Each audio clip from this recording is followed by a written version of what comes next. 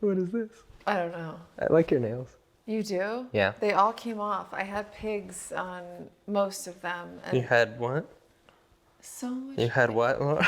Pig. We love pigs. I do love pigs, They're actually. cute. They're smart. They're cute and they're smart. They're smarter My than dad and I dogs. just talked about this because my dad was like, well, one of the reasons that we eat pigs is because they're dumb. And I was like, that's completely factually wrong. Yeah. I think they're smarter than like second graders or something. Like something like that. They're smarter than me.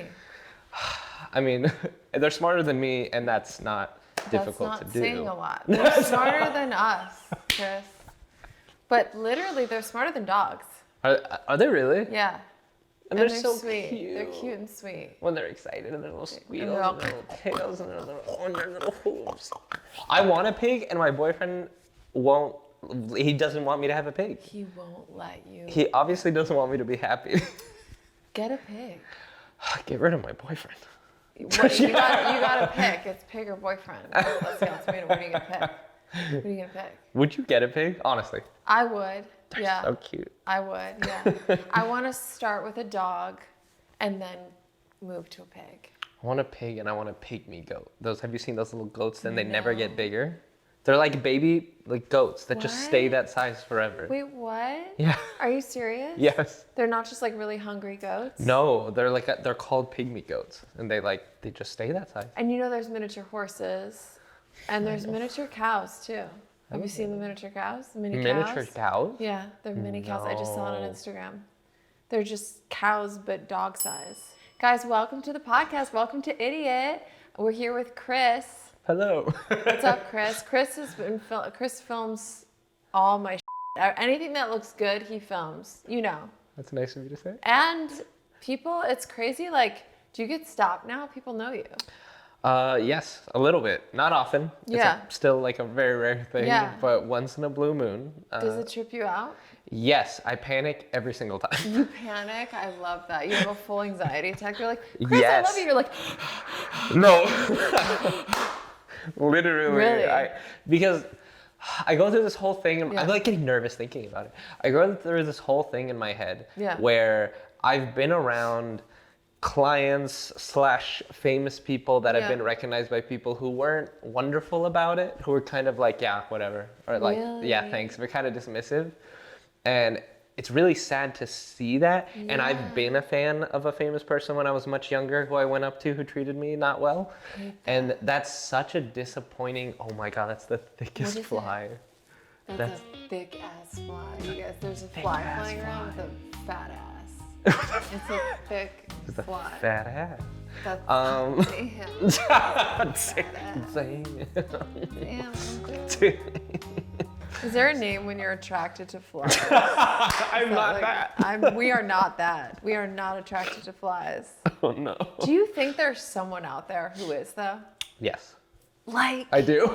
just anything you can think of, yes. There's someone out there. I think so. I think there has to be. There's Do you someone for guys know of everyone. anyone who's sexually attracted to flies? I remember when I was single and felt like I'd never find love. There was a comedian. Fly? Yes. It really turned everything around. You did? No. Okay, I would never. That was convincing. though. No. Okay, yeah. I was gonna say there was a comedian that said that if you ever feel like you can't find anyone, think of Siegfried and Roy. One gay lion tamer found another gay lion tamer. So like that's so specific. If they can find love, Wow. you will too. You know? And I'm like, it was like a funny joke, but also I'm like, how inspiring. Yeah.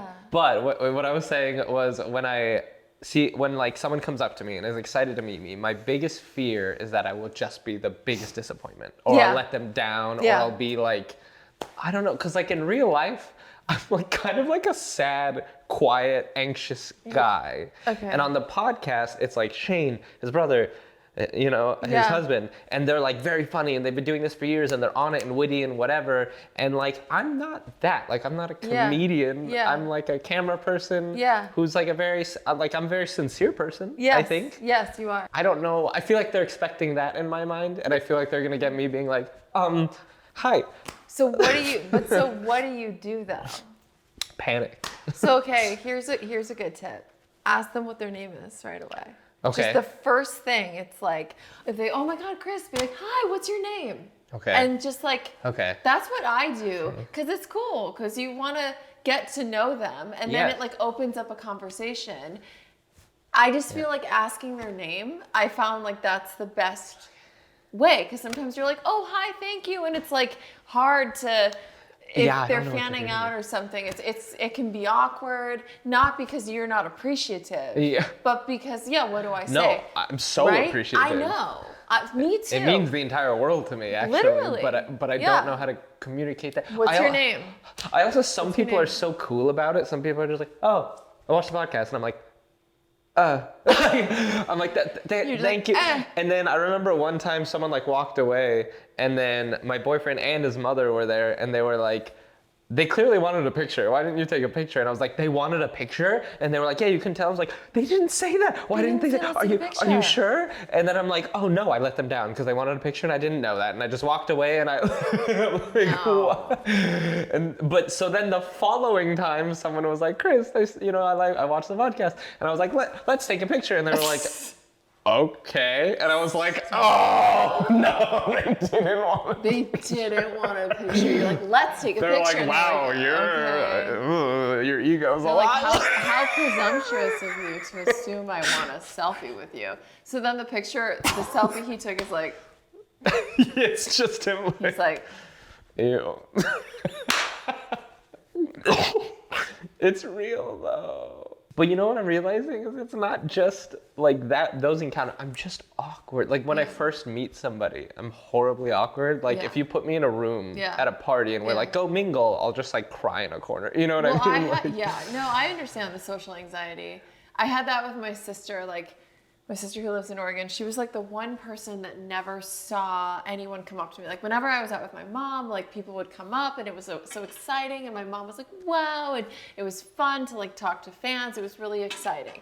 But my one sister had never seen it happen. So she kind of didn't believe that people knew who I was because she doesn't know what social media is. She lives on a farm and grows her own potatoes. Like she just has no idea. And so we're at this bookstore one day and someone comes up to me and I was just like, oh my God, and I'm like, she's like looking at the books and I'm just like desperate for her to see, like, look, Colleen, I've made it, look. Yeah. And then I like went too far like you did and I was like, hi. And she was like, oh yeah, I like your videos. And I was like, thank you. Should we take a picture? Just like you. And she was like, I'm good. She goes, I'm good. And walks away, and that's what my sister saw. Oh. That's the one thing my sister saw. Seriously? She's like, I'm good, and walks off, and Colleen's like, She's like, I was right. I was right. She's like, that was embarrassing for you. Yeah. Oh my God. But anyway, so social anxiety, so you struggle at that. I have the worst social anxiety. Yeah. I'm like, even with something as simple as like a handshake is my absolute nightmare. Handshake, because you don't know which direction to go in? No, and also like, I always end up like, because there's like the very simple business meeting white man handshake, like, hello Bob, nice to meet you. That one I can do, but like a lot of people will be like, what's up, and go for one of these, and I never know where that's gonna go. Don't they know you're gay? Don't they know? They don't know. And you don't give it off enough. But I'm always wrong. I'm always wrong, and I always leave those encounters wanting to myself because it's literally like. I love how extreme. And I thought you were gonna be like feeling a little silly. No. Like, I leave them wanting to hang myself. Wanting to die. Because it's literally like, it's like someone will go in and I'll be like, I swear to God, like it's like that awkward. I'm like, oh. Wait. Or they'll have a flat hand that I'll be like, no. Like. Wait, what's up? I'm literally getting nervous. Hey. Dora, do you see? I already did it, and I was trying. That was terrible. I was trying. Let's try one more time, because I don't know if you're ready. Oh no. What's up, Chris? Hey. Laura, no. Just one more. We got My brain doesn't Oh, don't do this to me. What do you do with that? What do you do? What is that? Why are you going under? I gotta go. Don't leave. Hey, you're back. What's up? I don't know how to do it either. Because I feel like girls, like, we don't get that as much as men. Nobody ever tries to do a fancy handshake with me. I've started just doing this. Like the moment a hand goes near me, I'm like, we should make up our own. like just do. Oh yeah, you just like, do I'm like, this. please. Yeah, you start Please don't with do that, anything so else. Like, because if they do that, I'll walk away. Yeah, just walk away. Just it's this and that's it. What's up, man? But I can't. Am I right in saying man? Like, do women do this so much? I don't know a lot. Some women. What's up with that? I feel like not as many. Why do women never pound it? I don't know. They're not really into the. I mean, not to stereotype, but like I don't. It's more of a men thing. I notice guys are doing all that. Why? I don't know. Men specifically have this thing where they also feel like they always have something to prove and they want to like outman the other man in the room and whatever. It's totally. It's very weird. Men are the worst. We need to stop saying that. Wait, here's how we need to stop saying it because we're manifesting that men are the worst. Come on. Seriously. Or I'm jaded. I've had bad experience. No, I know. Same. I'm so excited about like having pants on. Because right now she doesn't have pants on. I don't have any pants on. You think these are jeans, but really, the editor it's just on my legs. CGI'd pants. CGI'd pants on. It's weird that you never have pants when we're together. It's very odd. It's no underwear either. I'm just full frontal. It's full frontal. Did you see No Hard Feelings? No. I just watched that yesterday, and Jennifer Lawrence was fully naked in it, unless it was a body double and it was her face. But like, what? I was like full vag and everything, and I was like, oh my god, Oscar winning vag. She won an Oscar for that vag? No, she won an Oscar. The vag has to be a part of it. The vag was a part of it. You think that was like part of why she? Well, but. I think. Wait, was there hair on it? Was there hair on it?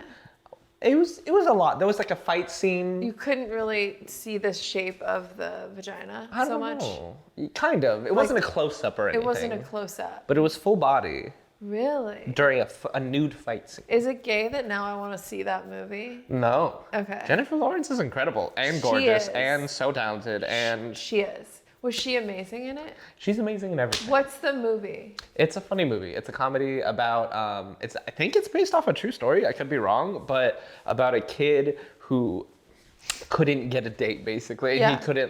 He had never had a girlfriend or anything, and he was about to go off to college, and his rich parents kind of felt like he needed that experience before going to college. So they went on like Craigslist or something and were like, well, give someone a car if you'll date/give it to my son.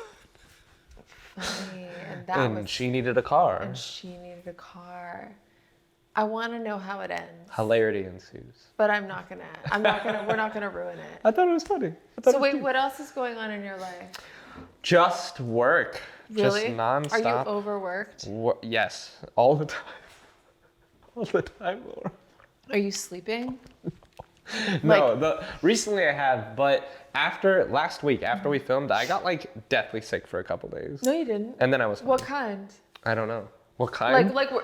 What kind? I don't know. Were you coughing? Was it fever? Was it stomach? I don't think it was a fever, but I felt really sick, and I like slept 90% of the day and night. Like I just never woke up. Wait, for like 3 days or something. Were you coughing? I was. Runny nose? Coughing a little bit. Do you think it was COVID? I felt no, because I got tested. Really? So it wasn't that, but I just felt like death. And I don't know if I was just overworked. I don't know what it was, but I was dying. You just slept for 3 days straight. So I did sleep for 3 days. And then you felt better. Yeah. So and then that's it. Just like working too much. Working too much. Do you feel like you're really anxious still? Yes. Why are you always anxious? What's going on? I'm also extra anxious when this is happening. No, I'm still not used to this. Yeah. But you're natural. Trying. You are. Oh my God. Wait, never mind. You're not. You're like that. No. I don't think that's true. Well, I'll tell you what happened to me. I was in the emergency room last night. Were you really? Till midnight. For Why? like 4 hours. It was a long... You want to know? Why were you in the emergency room? You want to know? Yes? So my left calf has been numb for it's on day 5 now. Okay. Okay, so it started on Saturday. My left calf just went entirely numb. Can't feel that. At all? Not, okay, a little bit. That one hurt a little. But it is numb. It's like pins Still? and needles. Yeah, still, right now. So it started on Saturday. And what happened was I was hanging out with a male friend. Okay. And we were hanging out in his backyard, and I was like sitting on the turf, and he was actually not feeling well a little bit. So we were keeping distance. And I was sitting on the turf, and we were just like talking. I was just like laying out on the fake grass, and we were just chatting for hours. And have you noticed the mosquitoes are kind of crazy? Yes. So I was sitting out there for hours, so I was like kind of eaten up. I had bites all over me. Anyway, we were just like having a good time. And then I realized I couldn't feel my left calf. Like it was just like a little numb. And I thought, oh, that's weird. It kind of feels like, you know, when you sleep on something the wrong way and your arm falls asleep and it's just weird and you're like, oh, wake up. Yes. So I just kind of thought it was that. And then it never went away. So the next day I wake up and I still can't feel anything. So I like avoid doctors. Are you the go-to a doctor at all costs? I'll go the second I feel anything because I'm like, I'm dying of cancer and or heart attack. I convince myself it's the worst possible thing and I'm dying. And I rush over there and then they're like, please stop coming. Really? So we couldn't be more opposite. Like I will be dying and I'll be like, I'm fine, you know, and like... Not me. Yeah. So like if your leg was numb, you'd be on your way. Immediately. Literally, because and we live right next to a hospital. Yeah. I'm Kaiser and it's right there. Yeah. So you're like, perfect. That's why you that's why you went from your apartment. That's literally why. That's why you found your place. Is because it's close to a hospital. Yes. We're like on both ends. Like we're both delusional in like I'm convinced that I'm invincible and you're convinced you're gonna die every day. But things also keep happening. Neither is true. But I keep getting things. Neither is true. But you're not dead. That's true. You're not, and you don't have a heart attack. You don't. Yeah. So there is. It's like things do keep happening, but there's also health anxiety attached. It sounds like a little bit. Yes. A little bit, right? A little. Yes. Totally. Yes, and so for me, it's like denial, and that's a problem too that I'm working. So the fact that you actually went means it was really serious. Yeah. So then I wake up day 2, still numb. I'm like, huh, that's weird. Anyway, just like moving about my day, thinking it's gonna go away. So I like go on a long walk, it's still numb, and then I go to yoga, thinking I can like stretch it out, and it's still numb because like my foot's not numb and my thigh, so I can still move around. It's just my calf is numb, right? And then now we're on day 3, which was yesterday, and I'm just like, okay, still numb. Let me go to this little Thai massage place and have her just beat the out of my calf. Sure. Because maybe that's a good idea. Sure. And so I go to this little Thai place at 5 p.m. yesterday to have her like rub into my calf to see if she can just like massage the numbness out. Why do I do crazy to avoid just going to a doctor? Like, what am I doing? So I go, she's just like going in hard with her elbows, like really, and I leave and it's kind of worse, you know? I could feel it's worse? Yes, I could feel more pins and needles. Like it's almost more numb and more on the skin, but then I can also feel sort of pins and needles, and whatever she did kind of made it worse. So I was like, all right, we're on day 3, approaching day 4. It's not getting any better whatsoever. Oh my God. So it's not just like, oh, my leg fell asleep because it's been 3 days. Yeah. So I'm convinced it's the bug bites. Like I got bit by a spider or something, and and the venom got into my leg and caused it to be numb, because why else? It doesn't make sense. So I go to urgent care after the massage last night because I'm just like, okay, now I'm just getting a little nervous. And I was advised by a friend to go. They were like, this could be serious. It's not getting better. It could be a blood clot. Like, you don't know. Oh my God. So I go to urgent care at like 6 something last night, and I just tell them casually, yeah, my calf is numb. It's been 3 days. I don't know. And the receptionist gets the doctor. The doctor comes out to the waiting room and he's like, you need to go to the emergency room right now. And I was like, what? And he was like, tell me what's going on. Your leg is numb for 3 days. And I said, yes, my calf has been numb for 3 days. Yeah. He goes, you need to go to the ER No. tonight. And I was like, how about tomorrow? I can go like tomorrow, right? Like, and actually tomorrow I'm filming. So can we do it like Friday maybe? And he was like, you need to go tonight. He goes, it could be a blood clot. God. Or it could be something with your brain, some neurological. Oh my God, this is so scary. This Right. is all my nightmare. Yes. He basically was like, you need a CAT scan or an ultrasound to see what's going on tonight. And we don't have those machines here, so you need to go now. So like now I go from like skipping through the last 3 days going like, oh, it's going to go away, you know, yoga, I'll get a massage, I'll do whatever I can to try and get feeling back into it. Nothing's working. He tells me to go. So now this is the first time I'm like feeling anxiety because I'm like, okay, if an urgent care doctor is telling me I need to go to the ER, like that's scary, right? Yeah. So then I go. Because I feel like normally they're like, you're fine. You're fine. Or like, you know, make an appointment with your... If anything, they normally make you feel like you're freaking out for no reason. Right. So that's very scary. Right. And so, yeah. So I go to the ER and I'm feeling a bit anxious. Park, walk in, there's this massive line and like tons of people in the waiting room. I'm like, I can't do this.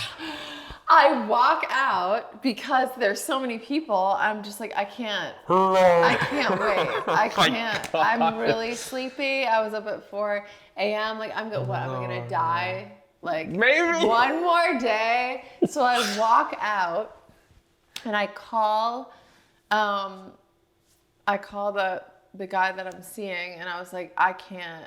I left because the line was too long. And he's like, no, turn around and go in there. Good advice. And sit down and wait for the doctor. Like, what are you doing? Thank God for him. Literally. And I think it was like fear underneath of like finding out what it was. I just got scared. Yeah. And then the line was like this really good excuse of like, oh, I don't have to confront it tonight because I don't want to wait. So, you know, I think it was kind of wrapped up in the fear. And then there's this part of me that's like, even though the doctor said go, I intuitively felt I'm fine, like, which maybe is dangerous. And I need to get better at like listening to professionals. So I go back in begrudgingly, I sign in. And literally I'm there for 4 hours. They do all these tests. They take my blood, my urine. And finally I see the doctor. And he was like, so what happened that day?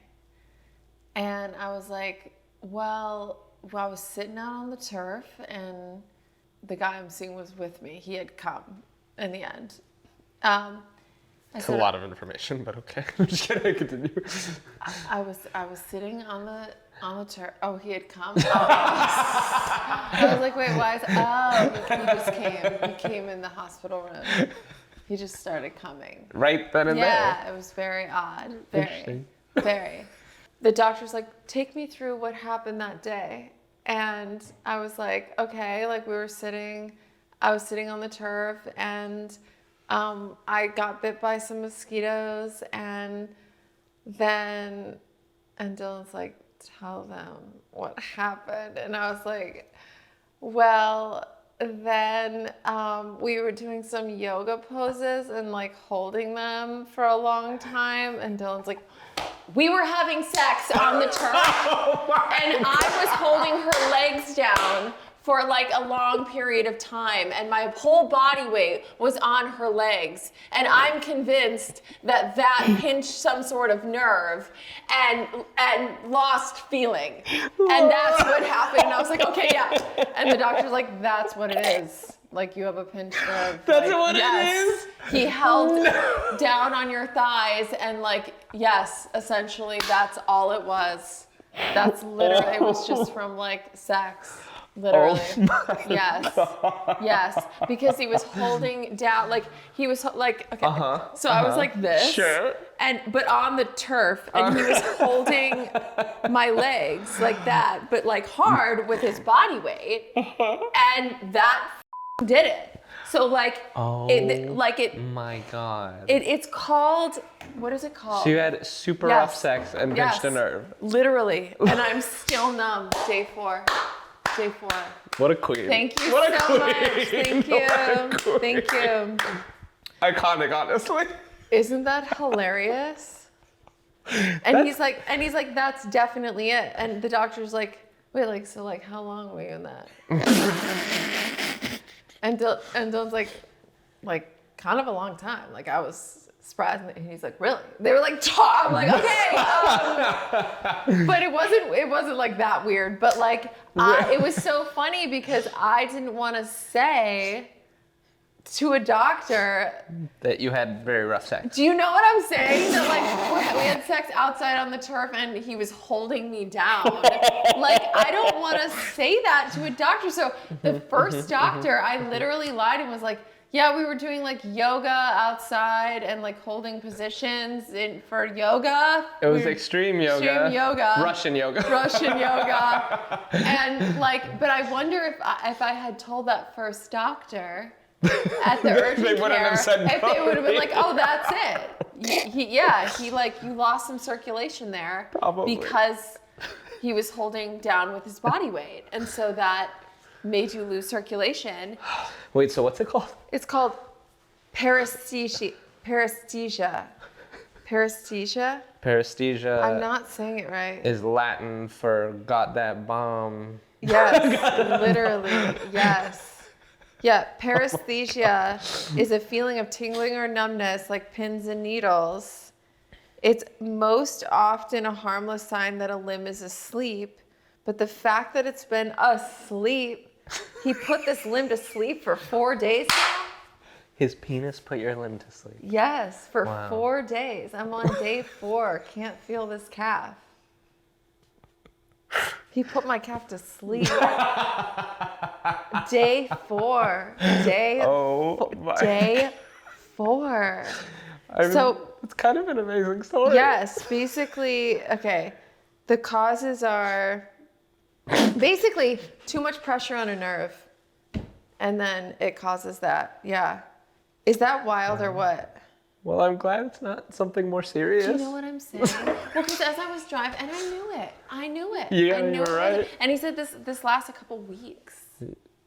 So I'm just gonna be numb for a couple weeks. It's fine. Like, I can move around. It's just odd. It's odd for it to be numb. Yeah. But it was really funny because, like, would you be comfortable just like telling the doctor those details? Yes and no. Yes? I mean, I do tell the doctor everything, but I That's have this smart. weird, like, thing in the back of my mind where, because I had an experience with one doctor years ago. Yeah. Where up until this doctor, I was like such an open book and said everything. I'm like, this is their job. It's not weird. It's not weird to them. And it's not. It was So- my issue of being embarrassed. Oh my God, I'm so embarrassed to like say he was holding me down and we were having sex. So I'm gonna like lie and say it was yoga. Which I understand, and this is gonna unfortunately kind of prove your fear right. What? Because up until this one doctor, I was like, this is their job. They hear this a million times a day. I can't say anything that's weird to them, Yeah. whatever. So I had no fear about this at all until one doctor. I was talking about something that happened with sex, with anal sex. Yeah. I'm a gay man and with anal sex, Right. right? And this doctor was like, oh. And I was like, what? I ended up having like a anal fissure, a tear. Okay. But he had to check that, and I was like, oh, I'm sorry if this is weird. I know it's. I'm like, I started like apologizing because he made me feel weird, didn't. and I was like, I'm sorry if this is weird. It is weird for me, and he goes, yeah, it's weirder for me. Is what the doctor said to me. No. And I was like, I gotta go, and I left. Like, I didn't even let that doctor do the thing, and I went to another doctor later on, and it was so like it was the first time in my life I had a professional doctor like seem homophobic. Yeah. And like maybe they weren't, maybe they were just weird. I don't know, but it was just like the whole encounter was so weird that now going forward, I'm like, oh, there probably are homophobic doctors. And now I'm paranoid that every doctor is homophobic. Yeah. And then I started having like weird nightmares, and I developed this fear where like I'm gonna have a homophobic doctor who like finds out I'm gay, and as I'm like put to sleep, like injures me on purpose because I'm homophobic. Like I have like weird, crazy fears like that now in my brain. Those are intrusive thoughts. Yes. Yes. And so now I'm scared to tell any doctor that I'm gay, and like that's crazy. That's crazy. So That's now I'm crazy. like, I remember because I was looking for a new doctor, a new primary care doctor. And I was on the phone with Kaiser, and I was like, this is a crazy question, but how do I find out if there's like a gay friendly doctor? And they were like, they should be fine. And I was like, that doesn't help me. Is there a way to like ask or something? Totally. And like, I don't know. This may just be an insane fear that I've developed, but I have this fear now. But prior to this, I never worried about that. And then my dad had something too he lives in Lancaster, and there was more openly homophobic people over there. And he was talking to a doctor, and then the doctor said something really homophobic, and he was like, my son's gay and you're an idiot. Like, he's like, you would think you'd be educated as a doctor, but you're an idiot. You shouldn't be a doctor. And I was like, tell him, Dad. Yes. But so there are homophobic doctors out there, so now I'm terrified. I'm really sorry that happened. That's so unprofessional. Yeah, he like made a gross face, and then it was like, just that was weirder for me. And I was like, what? Like, why say that? Yeah. And I was like pretty young at the time, and I don't know. But I get why you would be afraid to say Right? things. Although that's like a specific thing, but Yeah, I don't know. but seriously. It shouldn't be an issue. Like, this is our job. No, exactly. It was just it was really funny. But just because of that one doctor, right? We can't let that, like, there are good doctors out there too. Yes. Right? Yeah. Do you have one that you like? I had one that I liked. She left Kaiser. Okay. And so now I'm trying to find a new one. And I don't even have one. I saw one that was like, it was okay. We weren't really on the same page about stuff. Really? Because like different doctors do things differently. And like, I'm not someone, I don't like going straight to medication. I like trying to find like a natural alternative first if possible. Yeah. And a lot of doctors don't do that. Like they do in Germany. Didn't you say they were doing that in Germany? When you were there, it was like weird the way they were like, you have to have this tea and then you eat this apple thing and then you feel better. Yes. So Right? like in America, we have like regular doctors and homeopathic doctors. Yeah. And they're completely different. They don't like overlap at all, really, and how they treat things. Whereas at least the doctors I went to in Germany, there was a lot of overlap. Like it was like they're just trying to help you, not necessarily with medicine, just whatever will help. Yeah. And if they're just like, oh, you have a stomach ache, have you tried chamomile tea? Have you tried this? Have you tried, this herb? Are you eating this? Are you eating too much red meat? Are you eating whatever? Like they'll say all that first. And in America, doctors never suggested or asked any of those things to me. It's kind of wild. Because like diet changes everything. And it's weird that that's like not even brought up with doctors here. Isn't it? I don't know. It's baffling. Yeah. They just kind of suggest like whatever prescription they think you need. And I had a doctor over here, a gastro doctor, who like is supposed to know about the stomach and everything in that area. Literally. And I was saying I was having stomach issues, and I remember talking about like I drink chamomile tea sometimes and that helps, and he was like, what? I was like, I drink chamomile tea sometimes, that helps, and he's like, I don't know what that is. And I was like, what do you mean you don't know what chamomile tea is? You've never heard of chamomile tea? And he was like, no, I'm a doctor. I don't do witchcraft. I was like, No. what? That's wild. Why is the healthcare system so insane? Is it just because it's like for profit? So it's just become, they don't teach the doctors about nutrition or like preventative stuff? It doesn't feel like it. Because it doesn't benefit? It feels like That's the sad. pharmaceutical industry is so intertwined with like the schooling and the education here that like that's all you are taught. Exactly. You're not taught nutrition or preventative. No. Like, how do we avoid getting cancer? Not treating it, but not getting it. Yes. Right? Exactly. That makes sense, right? It was really trippy too, like being in the ER. You've probably been like 8,000. Have you been 8,000? Oh my God. 8,000 this last week. No! How do you wait in those lines? Are they crowded? Yes. And always, are you there for hours? I know when the lines aren't crowded. You know when to get in? Oh my God. Because I've been so many times. Stop. I should have called you. You would have told me the prime time to go. It's a problem. It's a problem. But it's a problem of I acknowledge that I am a hypochondriac. I acknowledge that. Yeah. But I also have had more strange medical things happen to me than anyone in my life. Yeah. So it's like, partially I'm a hypochondriac, partially I've had insane things happen. Like I remember a doctor was telling me like, oh, you're fine, you're just stressed. As I was getting sicker and sicker and sicker many years ago. And they're like, you're just stressed. And then my mom realized, oh, we've been to Peru in the last couple years, and there are parasites that exist over there that don't exist here that cause everything you're feeling. Let's have them test for that. And my mom was like, oh, can you do a test for blah, blah, blah? And the doctor was like, we don't even have that in America. And she's like, I know, we've been to Peru, please test for those things. And eventually, because my mom, you don't say no to my mom. She's a scary Latina woman. And he eventually did it, and she was right, and it was exactly that. And the doctor, after being like, what, basically like, you're crazy, calm down, the next time was like, I'm so sorry, he actually is positive for this and this and this.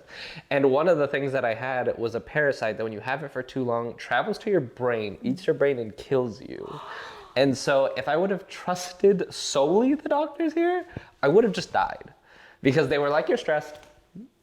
You know? And like, whoa. So it's stuff like that that's happened in my life where I'm like, now they're like, you're stressed. And I'm like, you've said that before and been so wrong. And been so wrong. And so now I am a hypochondriac, but because of like very real things that happen. That makes sense. So it's like, whoa. And I never know now. Because even now, I had a very recent thing happen, and it was a similar thing to like, you're stressed, you're this, whatever. And I was like, you know what, it probably is that. I probably need to calm down. And then the last time I got a colonoscopy recently, and they were like, oh, you have another new autoimmune disorder now.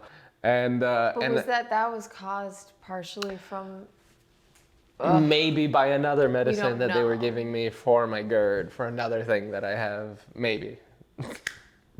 But yeah, so I maybe got butthole autoimmune disorder from a medicine that I'm taking to prevent another medical condition that I have. Holy But I'm saying like, what? Yeah. So that's why. That's why I'm crazy. That makes sense. That does make sense. Because things keep happening. Yeah. Do you feel that these medicines are working for you, the ones you're taking now? I mean, there's a new thing I'm supposed to take now, and I haven't started that yet. But I've kind of just on my own been feeling better. But now I'm scared about the thing I'm taking is called Protonics. They gave me the lymphocytic colitis, potentially, allegedly, potentially. And the doctors that I talked to disagree about this. One or two of them were like, yeah, for sure. Or no, one doctor and a nurse were like, we're positive that caused your lymphocytic colitis. And one was like, no way. And I'm like, you guys need to get on the same page. Yeah. But... I don't know. I don't want to take the Protonics anymore now because that may be caused. How was the vegan? You tried going vegan for a bit. So truthfully, it's been like a journey where like I'll have like a good couple days and then I'll have a bad day and then a good day and then a bad day and then. And when you say good and bad, do you mean? Where like oftentimes it's like I'm on set and someone ordered stuff and I don't want to be annoying. Yeah. Or stuff like that. Or I guess I don't like it feeling annoying is my biggest problem. See. And I'm often in positions where like that's the case, I guess. Yeah. And or like someone's buying food or whatever and I'm like But do you feel like, and I hear that, do you feel like when you were eating plants, was it helping with your digestion and how you were feeling? I think so. And even like my doctors all said when I was sick before the colonoscopy and everything, they were like, cut out red meat, cut out dairy, like, they basically were like, go vegan. Yeah. Yeah, and I realized I do a lot of things at the expense of my health because I don't like saying no to people and I don't like being annoying and I don't like letting people down. And so I say yes to way too many things. People pleasing. In my life. Yeah. And I think there's a way to tell people like, oh, I'm allergic, I can't have this or that. Only if you think it's been helping you, you know? Yeah. I was just curious, genuinely curious, because we had the founder of PETA on, and Chris and her were talking, and like, yeah. And she was really, really nice to me. So nice. And like gave me her personal email and was like, if you ever need help or have questions. And Chris has been emailing her every single day. Dear Ingrid, today is a bit cool, overcast, just the way I like it, just like creepy. Writing notes with a quill. Yeah, and she's just regretting giving you her email every day. Here's another creepy ass. You don't think she likes the nightly check-ins? The nightly check-ins with the selfie. Yeah. Even just mentally makes me feel good. Because I've definitely, we've talked about this, where I've had a thing where I've always, in the back of my mind, kind of felt guilty about eating meat. Kind of always. Sure. Like, this is not a thing that was like put on me ever. It was just like, even when I was really young and I like thought about it. I remember one day I was sitting there and I was probably like 9 or something. Yeah. And one morning I was just like, I think I saw Fear Factor, where they were eating an egg, but it was an egg that had been fertilized. And it's actually like a dish. I forget the name of the dish. But where it's a fertilized egg, it's not alive yet, but there's like a fully formed baby chicken in there. And so they were eating that and you could see it. And something about that made me so grossed out that the next morning I was like, Mom, I can't eat eggs. I can never eat eggs. That's so disgusting. She was like, what? And I explained what I saw. And it went like 3 years or something without eating eggs. Yeah. And like after that, everything I just like, if I thought about it too much, I was like, I can't eat this. Like if I love cows, for instance. Like I think cows are so cute. They are, and they're like giant puppies. Yeah. But if I think about like, I love a burger. Like I love an In-N-Out burger. Yeah. That's probably my biggest weakness is an In-N-Out burger. Yeah. And when I eat that, I'm like, there's something about eating, like my brain like so dissociates to enjoy what I'm eating. Like it's like, this is a delicious brown protein disc with cheese. You know what I mean? Yes. Like, but if I sit there and think about the cute big puppy that I'm actually eating, it makes me really sad. Right. And that was way before I'd ever like even knew what a vegetarian or vegan was. It was way before, you know what I mean? Like it was just like sort of this instinctual thing I had. Yeah. And it's a thing I've like battled with my whole life. And I still kind of am. That's really interesting. Well, hey, you know, I'm here for you if you ever want to get back into it. Back into that plant life. Is your whole family vegan? No. Your mom? My sister. Your sister. My sister and I are. But your mom eats vegan. She does, and she likes it. Yeah. Okay. Speaking of, we have vegan pizza that's getting cold. Should we go eat? Okay. Yes! Can we? That's literally the only reason they come is for the food. That's 90% of That's the only reason. Wait, where can everyone follow you? I'm at Chris B Station everywhere on Instagram, YouTube, Twitter, which is X now. Crispy Station, yeah, which is X now. And he's going to be posting regularly, so look out for Chris's new content that he's definitely going to be posting. Regularly soon, hopefully. Uh-huh. Yeah, we just made that decision right now. All right, thanks for watching, everyone. Have an amazing day!